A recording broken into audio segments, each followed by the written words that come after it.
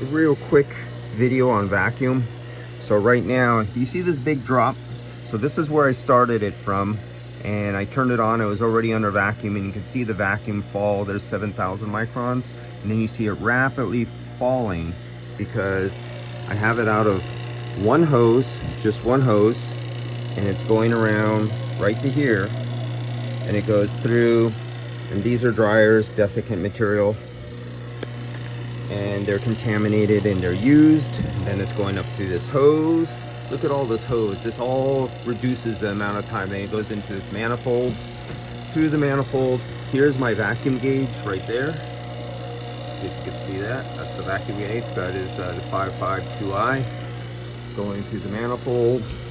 Then it's coming from here, going up the hose, and this is off and it's stopping right here. I'm just vacuuming out all this.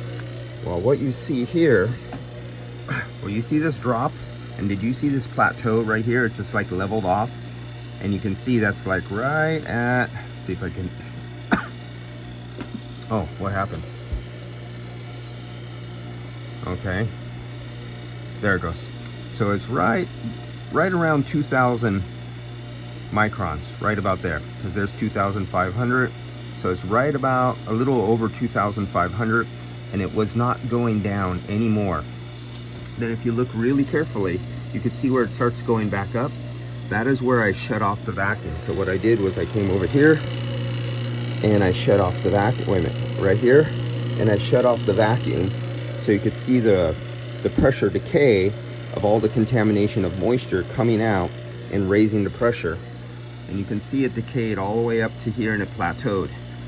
Then you see this false fast drop where it went straight down, and it went right down to just over 1,000. So there's 2,500, somewhere in here is about 2,000, there's 1,000, and just above 1,000, say 1,300, whatever, 1,500, right where you see a plateau.